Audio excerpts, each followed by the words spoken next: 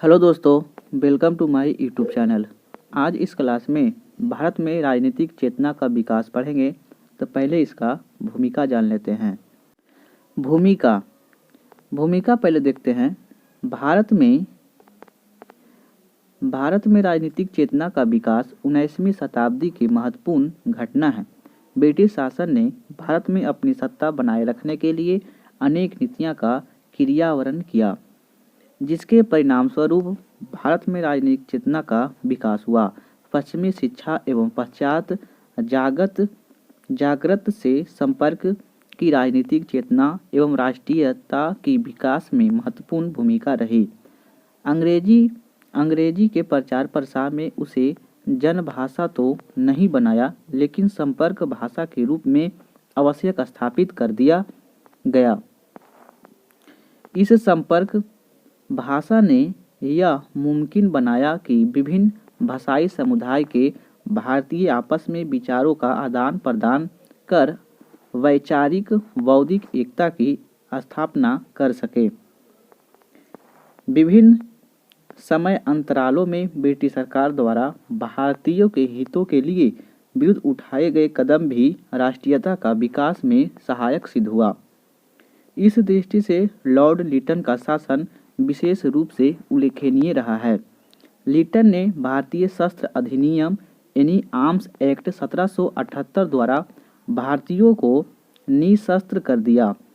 इससे पहले vernacular press act 1878 द्वारा भारतीय भाषा में समाचार पत्रों पर कठोर नियंत्रण स्थापित कर दिए गए। सिविल सर्विस की परीक्षा की केवल इंग्लैंड में आयोजित करना तथा आयु सीमा को घटाकर 21 से 19 वर्ष कर देना ऐसे कदम थे जो भारतीय शिक्षित वर्ग के आकांक्षाओं और हित पर चोट करते थे। परिमाणतः जनता में आक्रोश बढ़ा, जिसने राजनीतिक चेतना के विकास में सहायता की। भारतीय प्रेस एवं साहित्य के प्रचार प्रसार के भी राजनीतिक चेतना का विकास में योगदान दिया। भारत में आधुनिक शिक्षा का विकास। भारत में ईस्ट इंडिया कंपनी प्रारंभ में एक विशुद्ध व्यापारिक कंपनी थी। प्रारंभ में शिक्षा के लिए जो भी प्रयास किए गए वे व्यक्तिगत तौर पर किए गए थे। जैसे वारेन हेस्टिंग ने 1781 में अरबी और फारसी भाषा में अध्ययन हेतु कलकत्ता मदरसा की स्थापना की, जिसका मुख्य उद्देश्य मुस्लिम कानूनों एवं इससे संबंधित अन्य विषयों की जानकारी देना था। 1774 में सर विलियम जोन्स ने कलकत्ता में एशियाटिक सोसाइटी ऑफ बंगाल की स्थापना की, जिसे प्राचीन भारतीय इतिहास और संस्कृति के अध्ययन हेतु महत्वपूर्ण योगदान दिया। चार्ल्स विलियम ने भागवत गीता का अंग्रेजी अनुवाद किया। विलियम जोन्स द्वारा कालिदास कृत अभिज्ञान संकुतलम का अंग्रेजी अनुवाद किया गया। बनारस के ब्रिटिश रेजिडेंट जोनाथन डाकन के प्रत्यंत से 1791 में बनारस में संस्कृत कॉलेज की स्थापना की गई, जिसका उद्देश्य हिंदू विधि एवं दर्शन का अध्ययन करना था। कालांतर में लॉर्ड ब्लेजली ने कंपनी के असैन्य अधिकारियों की शिक्षा के लिए 1800 में कलकत्ता में फोर्ट विलियम कॉलेज की स्थापना की गई। भारतीय रियासतों के साथ पत्र व्यवहार के लिए कंपनी को अरबी, फारसी एवं संस्कृति के ज्ञाताओं की आवश्यकता थी। इसी समय प्रबुद्ध भारतीय मिशनरियों ने सरकार पर आधुनिक धर्मनिरपेक्ष एवं पाश्चात्य शिक्षा को प्रोत्साहित करने का दबाव डालना प्रारंभ कर दिया। कलकत्ता मदरसा एवं संस्कृत कॉलेज में शिक्षा पद्धति के ढांचे को इस प्रकार तैयार किया गया था कि कंपनी को ऐसे शिक्षित और वफादार वर्ग की प्राप्ति हो सके जो शास्त्रीय और स्थानीय भाषा के अच्छे ज्ञाता होने के साथ साथ कंपनी के प्रशासन में भी मदद कर सके। न्यायालय में अंग्रेज न्यायाधीश को ऐसे परामर्शदाताओं की आवश्यकता थी जो हिंदी, अरबी, उर्दू, फारसी, संस्कृत भाषाओं के ज्ञाता हो, मुस्लिम और हिंदू कानूनों को व्याख्या करने में सक्षम हो। प्रबुद्ध भारतीय ने निष्कर्ष निकाला कि पाश्चात्य शिक्षा के माध्यम से सामाजिक, आर्थिक, राजनीतिक दुर्बलता को दूर किया जा सकता है। मिशनरियों ने यह निष्कर्ष निकाला कि पाश्चात्य शिक्षा के प्रचार प्रसार से भारतीयों की उनके परंपरागत धर्म में आस्था समाप्त हो जाएगी तथा वे ईसाई धर्म की ओर प्रेरित होने लगेंगे, जिससे भारत में ब्रिटिश समर्थकों के एक बड़ा वर्ग तैयार हो जाएगा। ईस्ट इंडिया कंपनी द्वारा भारत में शिक्षा के क्षेत्र में वास्तविक प्रयास 1813 के चार्टर अधिनियम के तहत शुरू किया गया। 1813 के चार्टर एक्ट में गवर्नर जनरल को अधिकार दिया गया कि 1 लाख रुपये साहित्य के पुनः उद्धार और भारत में स्थानीय विद्वानों को प्रोत्साहन देने के लिए एवं ब्रिटिश शासित प्रदेश को वासियों को विज्ञान और दर्शन शिक्षा प्रदान करने हेतु खर्च करें। वस्तुतः ब्रिटिश सत्ता द्वारा भारत में आधुनिक शिक्षा का मुख्य उद्देश्य छोटे प्रशासनिक पदों पर नियुक्ति हेतु भारतीयों को आवश्यकता थी। राजा राम मोहन राय तथा डेविड हेयर के प्रयत्नों से 1817 ईस्वी में बना हिंदू कॉलेज कलकत्ता में पाश्चात्य पद्धति पर उच्च शिक्षा देने का प्रथम कॉलेज था। सरकार ने कलकत्ता, आगरा, बनारस में 3 संस्कृत कॉलेज की स्थापना करवाई और इसके अतिरिक्त यूरोपीय वैज्ञानिक पुस्तकों का प्राच्य भाषाओं में अनुवाद किया गया। आंग्ल प्राच्य विवाद क्या था? तो लोक शिक्षा के लिए स्थापित समान स्थिति में 10 सदस्यों में 2 गुट बनाए गए थे, जिसमें एक प्राच्य शिक्षा समर्थक था तथा दूसरा आंग्ल शिक्षा समर्थक था। प्राच्य विद्या के समर्थक लोग का नेतृत्व समिति के सचिव H.T. प्रिंसेप थे और जिनका समर्थन समिति के मंत्री H.H. विल्सन ने भी किया। प्राच्य शिक्षा समर्थकों का तर्क था कि जहां रोजगार के अवसरों में वृद्धि के लिए पाश्चात्य विज्ञान साहित्य को बढ़ावा परंपरागत भारतीय भाषाओं अर्थात अरबी, फारसी में दिया जाना चाहिए, जो भारतीयों को परिचित भाषा थी। उनका तर्क था कि पाश्चात्य ज्ञान और विचारों के संपर्क में आने से भारतीय संस्कृति का विनाश हो जाएगा और उन्होंने कहा कि आधुनिक युग की उपलब्धियां और आविष्कार आधुनिक भौतिक रसायन और प्राणी शास्त्र के सिद्धांत और निष्कर्ष वेदों में उल्लेखित है, उन्हें ठीक तरह से समझने और व्याख्या करने के लिए आवश्यकता है।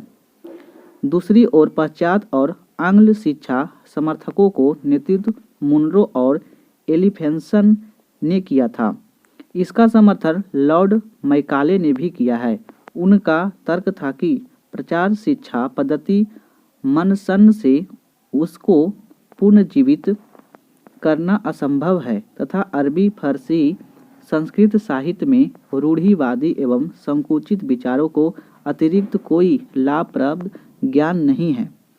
प्राच्य और पाश्चात्य विवाद को बढ़ती उग्रता को देख तत्कालीन British governor general Lord William Bentinck ने अपने काउंसिल के विधि सदस्य लॉर्ड मैकाले को लोक शिक्षा समिति का प्रधान नियुक्त कर उन्हें भाषा संबंधी विवाद पर अपना विवरण प्रस्तुत करने को कहा।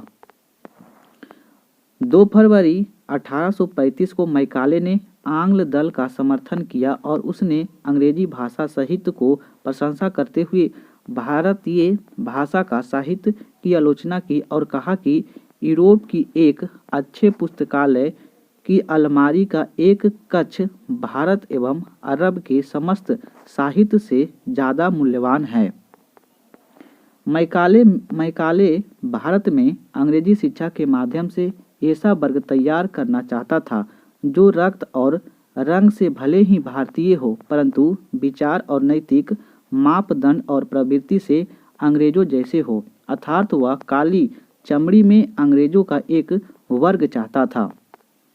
मैकाले के समर्थन लेख को 1835 में बेंटिंग ने स्वीकार कर आदेश दिया कि भविष्य में सरकार यूरोपीय साहित्य को अंग्रेजी माध्यम द्वारा उन्नत करे तथा शिक्षा संबंधी सभी खर्च इसी उद्देश्य से किया जाए। मैकाले ने इन सुझावों के पश्चात सरकार ने शीघ्र ही स्कूल और कॉलेज की शिक्षा का माध्यम अंग्रेजी बना दिया। उसने जनसाधारण की शिक्षा उपेक्षित होने लगी। सरकार की योजना उच्च वर्ग को अंग्रेजी शिक्षित बनाने की थी। शिक्षा का अधोमुखी निस्यादंत सिद्धांत। शिक्षा के अधोमुखी निस्यादंत सिद्धांत का तात्पर्य यह था कि शिक्षा समाज के उच्च वर्ग को ही दिया जाए। इस वर्ग में शिक्षित होने पर शिक्षा का प्रभाव छन छन कर जन साधारण तक पहुंचेगा। किंतु अंग्रेजों की नीति असफल साबित हुई, क्योंकि अंग्रेजी शिक्षा प्राप्त करने वाला प्रत्येक व्यक्ति सरकारी पद प्राप्त होने के उपरांत कर्तव्य का विमुख हो रहा था। इन अंग्रेजी विद्यालयों में शिक्षित व्यक्ति को विचारधारा में परिवर्तन हुआ तथा अपने देश के लोग को सहानुभूति प्राप्त करने में असफल रहा।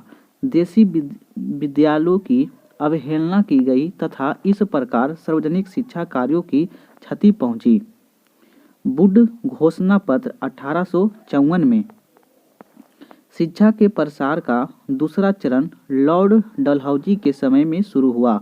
बोर्ड ऑफ कंट्रोल के प्रधान पर चार्ल्स वुड ने 1854 में भारत के भावी शिक्षा नीति की विस्तृत योजना बनाई, जो भारतीय शिक्षा का मैग्ना कार्टा कहा जाता है, जिसमें अखिल भारतीय स्तर पर शिक्षा की नियामक पद्धति का गठन किया गया। इसकी सिफारिश निम्नलिखित थी, जैसे जनसाधारण की शिक्षा का दायित्व सरकार द्वारा वहन किया जाए। सरकार पाश्चात्य शिक्षा, कला, दर्शन, विज्ञान और साहित्य का प्रसार करे। उच्च शिक्षा का माध्यम अंग्रेजी हो, लेकिन देसी भाषाओं को भी प्रोत्साहित किया जाए।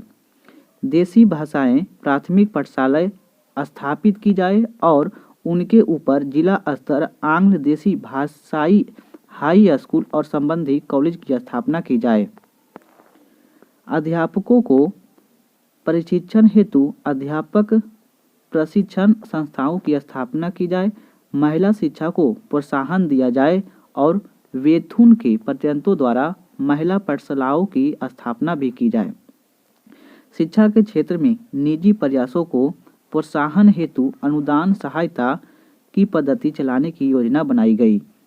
कंपनी के प्रत्येक प्रांत में पृथक लोक शिक्षा विभाग की स्थापना की जाए, जो प्रांत की शिक्षा व्यवस्था को देखरेख करे और उसी संबंध में सरकार को प्रतिवर्ष अपनी रिपोर्ट प्रस्तुत करे। लंदन विश्वविद्यालय के आधार पर कलकत्ता, बम्बई, मद्रास में 3 विश्वविद्यालय स्थापित करने की योजना, जिनका मुख्य कार्य परीक्षाएं संचालित करना और उपाधियां देना होता था। 1857 में ये विश्वविद्यालय अस्तित्व में आ गए। वुड शिक्षा सुझावों के तहत 1855 में एक पृथक शिक्षा विभाग की स्थापना की गई। प्रांतों में शिक्षा निदेशकों की नियुक्ति की गई और आगामी वर्षों में इन्हीं सुझावों के आधार पर कार्य किया गया,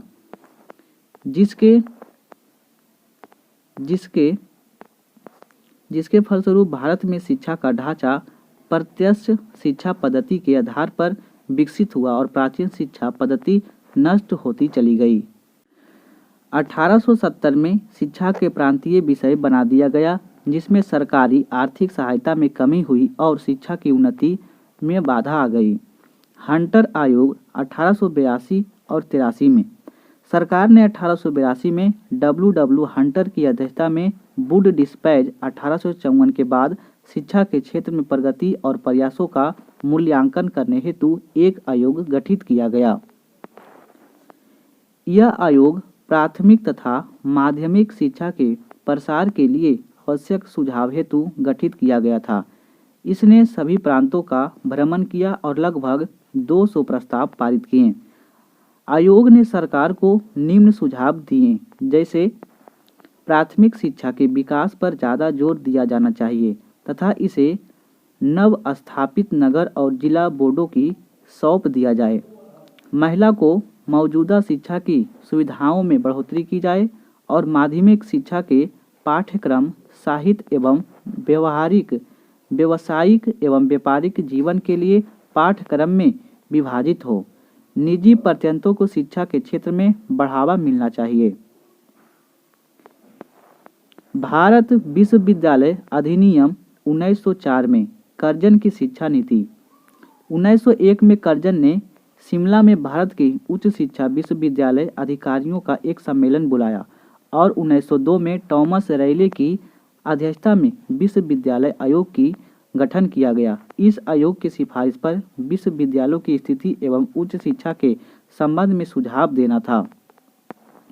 1904 में भारतीय विश्वविद्यालय अधिनियम पारित किया गया, जिसकी सिफारिश निम्नलिखित थी, जैसे विश्वविद्यालय के उप सदस्य की संख्या 50 से कम तथा 100 से अधिक नहीं होनी चाहिए, जिसका कार्यकाल 6 वर्ष का होगा। उप सदस्य सरकार द्वारा मनोनीत होनी चाहिए। विश्वविद्यालयों के अध्ययन तथा शोध के लिए प्रोफेसर एवं प्रख्याताओं की नियुक्ति करनी चाहिए। सरकार को विश्वविद्यालय में सीनेट द्वारा पारित प्रस्ताव पर वीटो का अधिकार यानी निषेधाधिकार दिया गया। सरकार को यह अधिकार था कि वह सीनेट द्वारा बनाए गए नियमों में परिवर्तन कर सकती थी तथा आवश्यकता पड़ने पर इस संबंध में नए नियम भी बना सकती थी। इस अधिनियम द्वारा आवासीय कॉलेज पर सरकारी नियंत्रण कठोर हो गया। कॉलेज की विश्वविद्यालय के संबंध में करने का अधिकार सरकार ने अपने जिम्मे ले लिया। इस अधिनियम में विश्वविद्यालयों के उत्थान हेतु 5 वर्ष के लिए 5 लाख प्रति वर्ष की दर से राशि स्वीकृत की गई। इसके पश्चात सरकारी अनुदान सरकारी नीति के नियमित विशेषता बनाई गई। राष्ट्रवादियों ने इस अधिनियम को तीव्र आलोचना के साथ इसे साम्राज्यवाद को सुदृढ़ करने की एक प्रयास के रूप में देखा। उन्होंने आरोप लगाया कि यह अधिनियम राष्ट्रवादी भावनाओं की हत्या का प्रयास है। गोपाल कृष्ण गोखले ने इसे राष्ट्रीय शिक्षा के पीछे एक ओर ले जाने वाला अधिनियम की संज्ञा दी है। सैंडलर आयोग 1917 में सरकार ने 1917 में डॉक्टर माइकल सैंडलर के नेतृत्व में विश्वविद्यालय की समस्याओं को अध्ययन हेतु एक आयोग नियुक्त किया। आयोग के 2 अन्य भारतीय सदस्य आशुतोष मुखर्जी और डॉक्टर जियाउद्दीन अहमद थे। इस आयोग ने कलकत्ता विश्वविद्यालय के साथ साथ माध्यमिक स्नातकोत्तरीय शिक्षा पर अपना मत प्रकट किया। सैंडलर आयोग 1904 में विश्वविद्यालय अधिनियम की कड़ी आलोचना करते हुए निम्न सिफारिश प्रस्तुत की गई। स्कूल की शिक्षा 12 वर्ष की होनी चाहिए। हाई स्कूल की परीक्षा के पश्चात विद्यार्थी 2 वर्ष तक इंटरमीडिएट में शिक्षा प्राप्त करे। इस शिक्षा व्यवस्था हेतु प्रत्येक प्रांत में हाई स्कूल बोर्ड एवं इंटरमीडिएट बोर्ड की स्थापना की जाए। स्नातकीय शिक्षा अधिकतम 3 वर्ष की हो और बीए साधारण पाठ्यक्रम ऑनर्स पाठ्यक्रम अलग अलग होनी चाहिए। विश्वविद्यालय के नियमों के बनाने की कठोरता नहीं होनी चाहिए। महिला शिक्षा के लिए सुविधाओं का प्रसार होना चाहिए तथा कलकत्ता विश्वविद्यालय में महिलाओं की शिक्षा के लिए एक विशेष बोर्ड गठित होनी चाहिए। विश्वविद्यालय को यह भी कहा गया कि यह व्यवहारिक विज्ञान प्रौद्योगिकी पाठ्यक्रमों का प्रबंध करे तथा विश्वविद्यालय को व्यावसायिक कॉलेज की खोलनी चाहिए। प्राचीन संबंध विश्वविद्यालयों की जगह पूर्ण स्वायत्तता आवासीय एवं एकात्मक स्वरूप के विश्वविद्यालयों की स्थापना का सुझाव दिया गया। सैंडलर आयोग रिपोर्ट पर मैसूर, पटना और बनारस, अलीगढ़, ढाका, लखनऊ, हैदराबाद में विश्वविद्यालय स्थापित किए गए। द्वय शासन के अंतर्गत शिक्षा 1919 में मैंटेगू चेम्सफोर्ड सुधार के अंतर्गत शिक्षा विभाग प्रांतीय सरकारों ने हस्तांतरित कर दिया तथा सरकार ने शिक्षा संबंधी मसले पर सीधे तौर पर रुचि लेने बंद कर दी। शिक्षा के लिए अब केंद्रीय अनुदान भी बंद कर दिया गया था। प्रांतीय सरकारें वित्तीय कठिनाइयों के कारण शिक्षा संबंधी कोई प्रभावी योजना नहीं बना, किंतु लोकपकारी व्यक्तियों द्वारा शिक्षा संबंधी महत्वपूर्ण कार्य जारी रहे। हंटोग समिति 1929 में भारतीय परिणति अधिनियम की अनुशंसा पर 1929 में शिक्षा का विकास पर फिलिप हार्टोग की अध्यक्षता में एक समिति गठित की गई।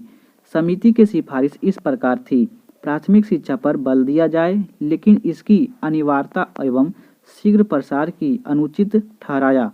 सुधार एवं एकीकरण की नीति की सिफारिश की। विश्वविद्यालय शिक्षा को सुधारने के प्रयत्न किए जाए और उन्हीं को उच्च शिक्षा दी जाए जो योग्य हो, अर्थात आयोग की सिफारिश के अनुसार ग्रामीण प्रवृत्ति के विद्यालयों में महाविद्यालय शिक्षा प्राप्त करने से रोक देना चाहिए। ग्रामीण प्रवृत्ति के छात्रों को मिडिल स्कूल तक ही शिक्षा दी जाए, इसके बाद उन्हें औद्योगिक एवं व्यावसायिक शिक्षा दी जाए। वर्धा योजना 1937 ईस्वी में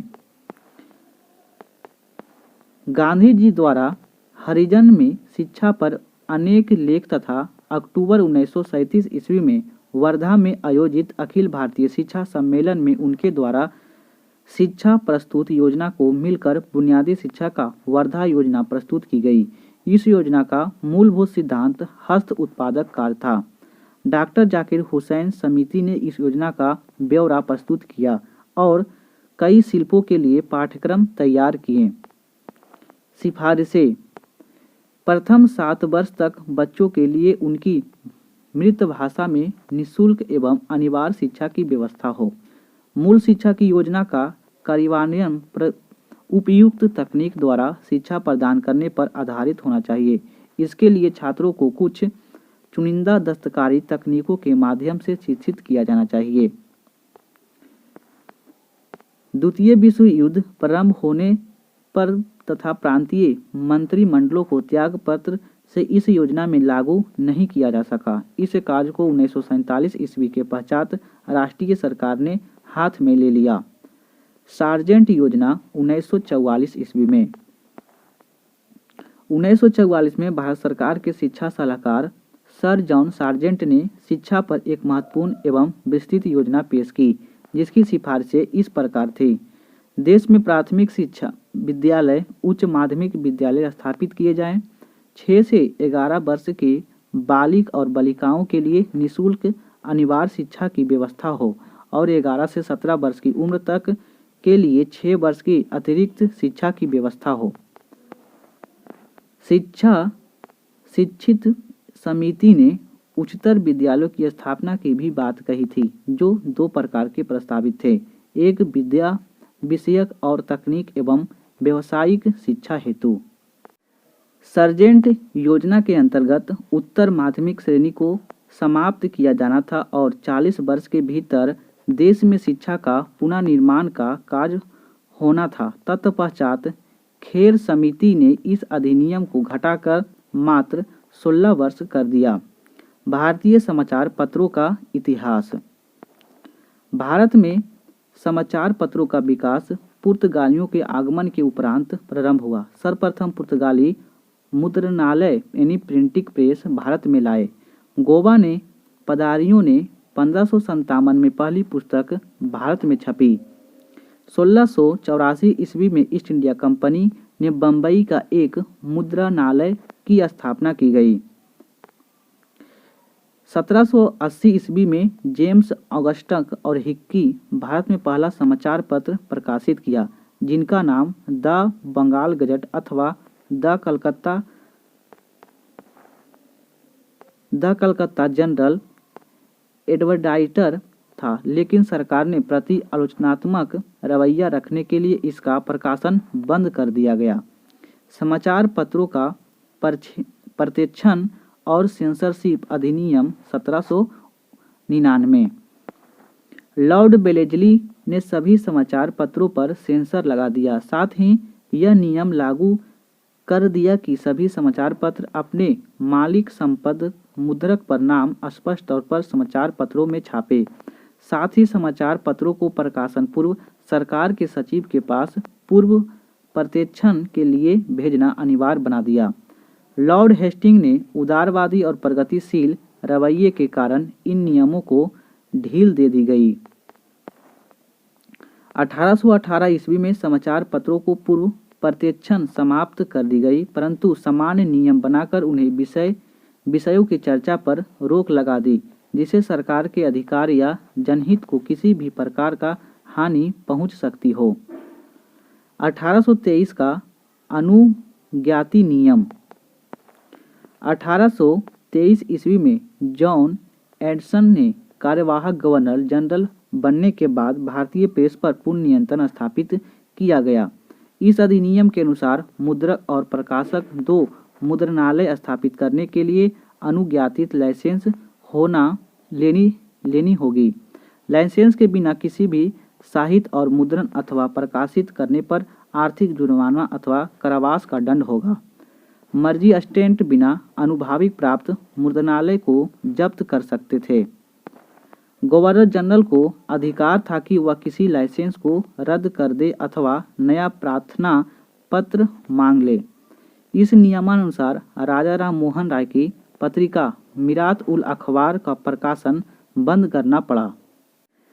1835 का प्रेस अधिनियम या मेटकॉप अधिनियम।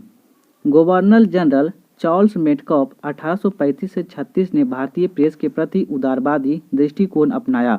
1823 अनुज्ञाति यानी लाइसेंस नियम को रद्द कर दिया। इन प्रयासों के कारण मेटकॉप को भारतीय समाचार पत्रों का मुक्तिदाता कहा जाता है। 1835 के इस प्रेस अधिनियम के अनुसार प्रकाशक मुद्रक केवल प्रकाशन के स्थान ही सूचना देकर आसानी से अपना कार्य कर सकता था। 1856 तक यह कानून चलता रहा। इस अवधि में देश में समाचारों की व्याख्या का उल्लेखनीय वृद्धि हुई। 1857 का अनुज्ञाप्ति यानी लाइसेंस अधिनियम। 1857 के विद्रोह से उत्पन्न आपातकालीन स्थिति में निपटने के लिए अनुज्ञाप्ति व्यवस्था फिर से लागू कर दी गई। इस अधिनियम के अनुसार बिना लाइसेंस के मुद्रणालय की स्थापित नहीं किया जा सकता था। सरकार लाइसेंस को रद्द भी कर सकती थी। यह संकटकालीन अधिनियम था। 1 वर्ष बाद इसे समाप्त कर दिया गया। इसके समाप्त होने पर मेटकॉप द्वारा बनाए गए नियम ही चलते रहे। पंजीकरण रजिस्ट्रेशन अधिनियम 1867। इस अधिनियम के द्वारा प्रेस समाचार पत्रों को प्रतिबंधित न करके उन्हें नियमित कर दिया गया। यह अनिवार्य कर दिया गया कि मुद्रित सामग्री पर मुद्रक, प्रकाशक तथा मुद्रण स्थान का नाम आवश्यक उल्लेखित हो। इसके अतिरिक्त प्रकाशन के 1 माह के भीतर पुस्तक की एक निःशुल्क प्रति सरकार की देनी आवश्यकता थी। बहावी विद्रोह से जुड़े लोग द्वारा सरकार के विरोध लेखों से निपटने के लिए ब्रिटिश सरकार ने भारतीय दंड संहिता धारा 124 में 124A जोड़ दी गई, जिसमें राजविद्रोह फैलने वाले व्यक्तियों को आजीवन निर्वास और जुर्माने की व्यवस्था की गई। देसी भाषा समाचार पत्र अधिनियम 1878, इसे वर्नाकुलर प्रेस एक्ट भी कहते हैं। 1857 के पश्चात देसी समाचार पत्रों को अप्रत्याशित वृद्धि हुई। अब इन समाचार पत्रों से सरकार के आर्थिक आलोचना की जाने लगी। परिणामतः सरकार ने देसी भाषा के समाचार पत्रों पर प्रतिबंध लगाने के लिए यह अधिनियम पारित किया। इस अधिनियम अनुसार जिला दंडनायक को स्थानीय सरकार के आज्ञा से किसी भारतीय भाषा के समाचार पत्र को आज्ञा देने का आदेश दिया कि वे बंधन पत्र पर हस्ताक्षर करे तथा ऐसी कोई सामग्री प्रकाशित नहीं करेगी जिसे सरकार विरोधी भावना भड़के।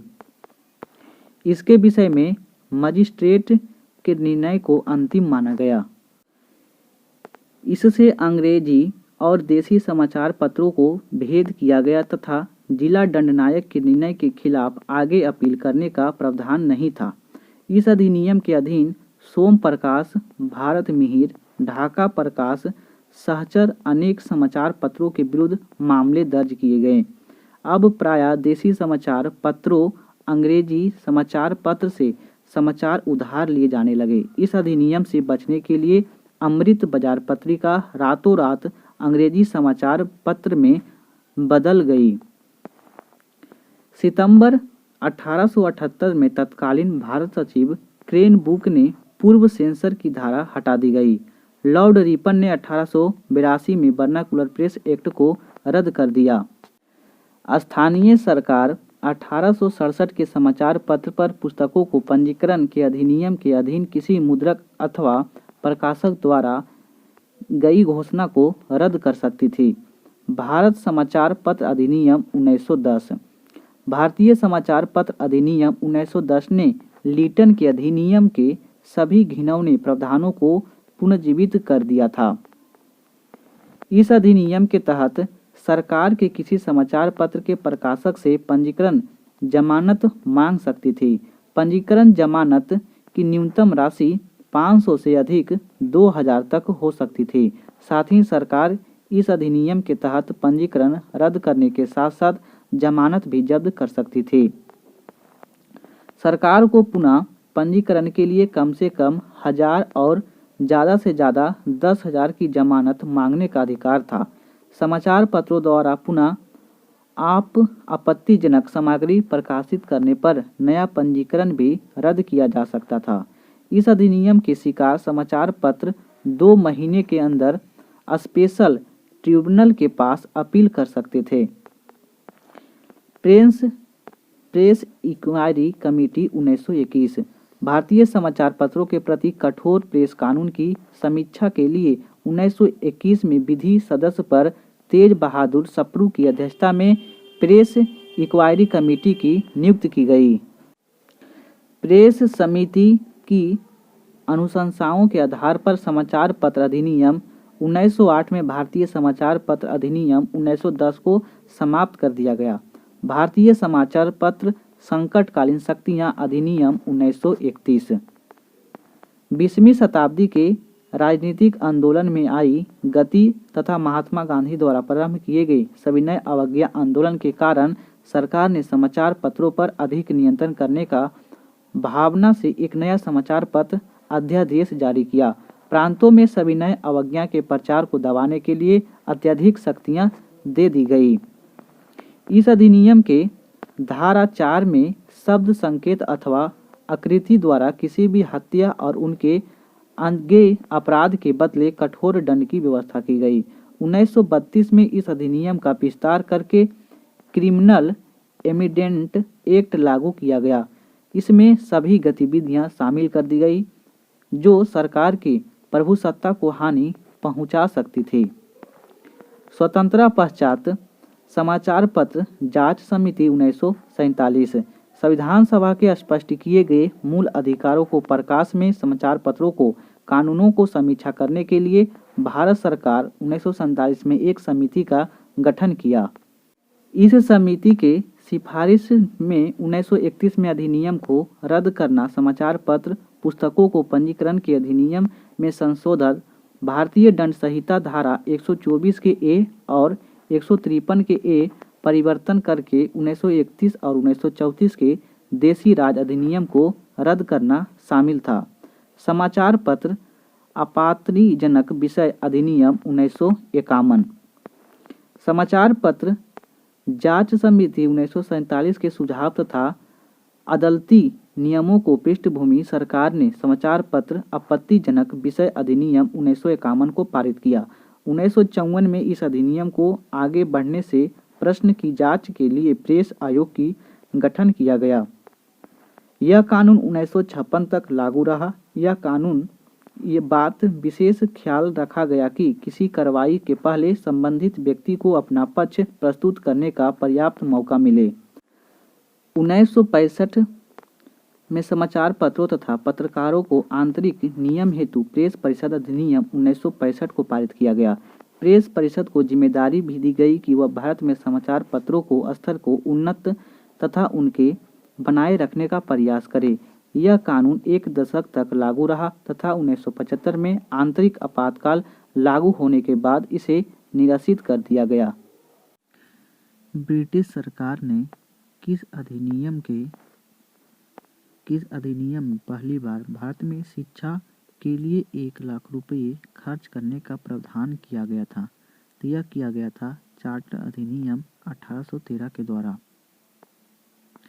हंटर कमीशन की रिपोर्ट का विशेष जोर दिया गया था। यह दिया गया था प्राथमिक शिक्षा पर। शिक्षा सुधार हेतु ब्रिटिश सरकार ने सैंडलर विश्वविद्यालय आयोग कब नियुक्त किया था? तो यह नियुक्त किया गया था 1917 ईस्वी में। किसके शासनकाल में भारत में अंग्रेजी शिक्षा आरंभ की गई थी? यह किया गया था लॉर्ड विलियम बेंटिंक के कार्यकाल में। निम्नलिखित कॉलेज में सर्वप्रथम किसकी स्थापना हुई थी? तो यह हुई थी हिंदू कॉलेज कलकत्ता की। भारत का पहला समाचार पत्र था। तो यह समाचार पत्र था बंगाल गजट। भारत में सर्वप्रथम किसने प्रेस सेंसरशिप लागू किया था? लॉर्ड ब्लेजली ने। वर्नाकुलर प्रेस एक्ट किसने रद्द किया?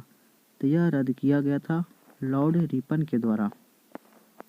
अमृत बाजार पत्रिका की स्थापना किसने की थी? तो यह किया गया था शिशिर कुमार घोष के द्वारा। भारतीयों द्वारा अंग्रेजी भाषा में प्रकाशित प्रथम समाचार पत्र था, तो यह था हिंदू पैट्रियाट। निम्नलिखित में से कौन सी पुस्तक तिलक ने लिखी है? तो यह लिखी गई है गीता रहस्य। निम्नलिखित में से कौन property and un British rule in India के लेखक हैं? तो यह लेखक है दादा भाई नौरोजी। निम्नलिखित में से कौन सुलेमित है? William Wedderburn, the great divided, Jawaharlal Nehru, Hind Swaraj, Ram Manohar Lohia, the guilty man of India's partition, Mahatma Gandhi, glimpses of the world history. तो यह सुलेमित है, option number C, Ram Mohan Rai Lohia की the guilty man of India partition. Gitanjali का अंग्रेजी संस्करण प्रकाशित हुआ था, तो यह हुआ था 1912 में। प्रसिद्ध पुस्तक फाउंडेशन ऑफ इंडिया कल्चर के लेखक कौन हैं? तो यह है श्री अरबिंदो। सूची 1 और सूची 2 को सुलेमित करें। लेखक और कृति, यह बंकिम चंद्र, यह लिखा गया है देवी चौधरानी के द्वारा। दीनबंधु मित्र, यह है नीलदर्पण की। प्रेमचंद्र, यह है शतरंज के खिलाड़ी। निम्नलिखित कारगरों में किस एक में पंडित जवाहरलाल नेहरू ने अपनी प्रसिद्ध पुस्तक डिस्कवरी ऑफ इंडिया लिखी थी? यह लिखी गई थी अहमदनगर फोर्ट जेल में।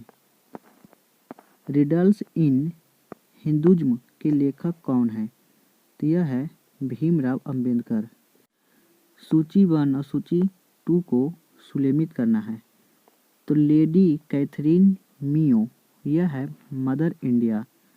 लारी Collins and Dominique Lapierre, यह है फ्रीडम एंड मिडनाइट।